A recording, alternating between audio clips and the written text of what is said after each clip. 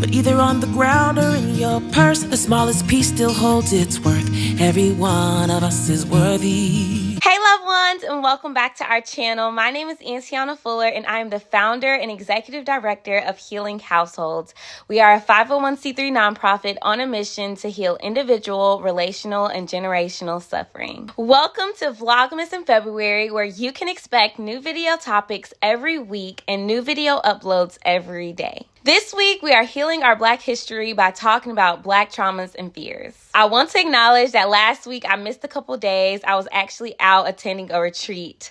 But I also want to let you know that I'm going through a difficult personal issue.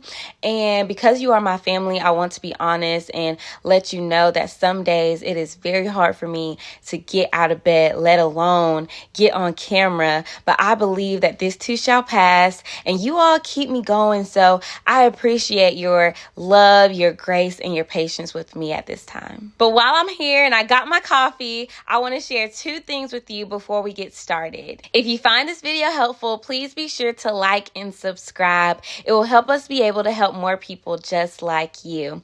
Also, don't forget to read the description box for more information and ways to donate if you're interested.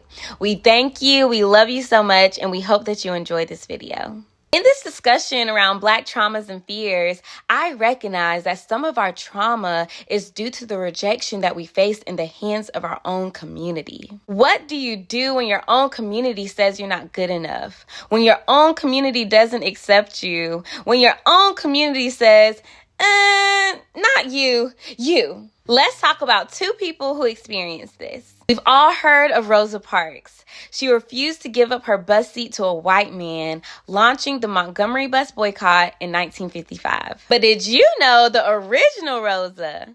Her name is Claudette Colvin. She was a 15-year-old teenager who refused to move to the back of the bus and give up her seat to a white person 9 months before Rosa Parks did. So why isn't Claudette as well known as Rosa? Well, civil rights leaders felt Claudette was an inappropriate symbol. In other words, she didn't have the right look for the cause. Miss Rosa was a fair-skinned, older woman who had this sweet, innocent look about her. Claudette was dark-skinned, a teenager, and was also pregnant. Now, I will say their rationale was that if the white press got a hold of that information, they would have a field day. They'd call her a bad girl, and her case wouldn't have a chance.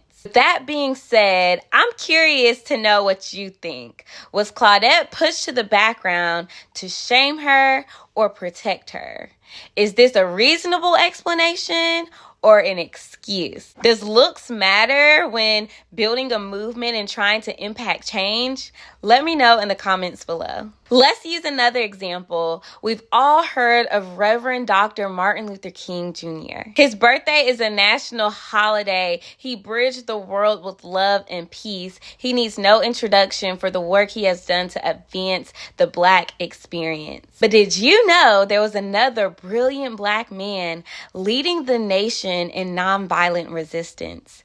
His name was Bayard Rustin. Bayard was one of Dr. King's closest advisors, and he was the main organizer behind the March on Washington. In 1963, 250,000 people gathered in Washington, D.C. to fight for the economic and civil rights of African Americans. This was also where Dr. King gave his famous "I Have a Dream" speech. And Mr. Bayard was behind it all. An emphasis on behind, unfortunately. You see, Mr. Bayard was gay, and this was nothing he tried to hide or he was ashamed about, but due to criticism over his sexuality, he usually advised civil rights leaders behind the scenes. So again, we run into this question of image or impact, but still not addressing the trauma that can come with not having the right look. Now, if you haven't seen Rustin on Netflix, 10 out of 10 recommend. Please go do that today. I'll also pause and say that at Healing Households, we do not discriminate. I am personally an ally and an advocate for the LGBTQIA plus community. This video is for the Claudettes and Bayards out there, for those rejected, shamed, and shunned. If you've ever been passed over by our community, if you've ever been embarrassed by our community, I want to say I'm sorry. I recognize how painful this is. The world outside is full of hate, and the world inside is unaccepting. That's painful. That's traumatic. And while it can feel like an isolating experience, I want you to know that you're not alone. No matter who rejects you, says that you don't belong, says that you have to look like this or be like that to be accepted, I want you to know that there is nothing wrong with you. Don't let their problem make you feel like you are a problem. You are enough and you've always been. Your story matters. I mean, God wrote it, so it can't be written out. Don't let anyone silence you or make you feel bad for not fitting their aesthetic. You are not what you've done. You are not what they call and label you. You are not what they see. You are who God says that you are. You are what He sees you as. And when He looks at you, He sees a beautiful masterpiece. I bring this up because if we face rejection in our community, we often face that same rejection in our households and in our churches. And that hurt is real.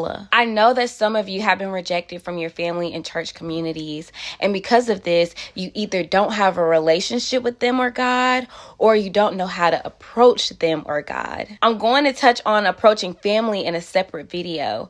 But for now, my response to approaching God is simple, just as you are. God doesn't call you by your shame. He calls you by your name.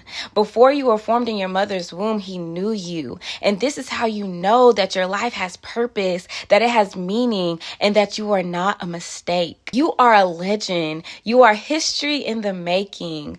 No more living life behind the scenes. It's time to step into the light because you were born to shine. As a community, my prayer is that we heal from division. Just like with any family member, they may get on your nerves. You may not agree with all of their decisions, but if they're getting jumped, you're going to have their back, right? Maybe not some of you, and that's okay. I used to jump in just to stop them. I used to be like, no, stop, don't fight. My point is, don't be the one beating and shaming. As a community, I challenge us to show up for one another, speak out for one another, and become informed about each other's experiences that may not look like our own. And you can start right at home with your family. Let the people around you know, look, I love you. I have your back, and I'm here to help. So Claudette and Bayard, know that you are loved, know that you are accepted, and know that you are safe here.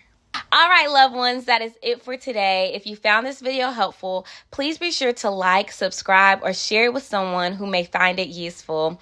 I love you so much, and I'll see you tomorrow. Right now, I stand before you.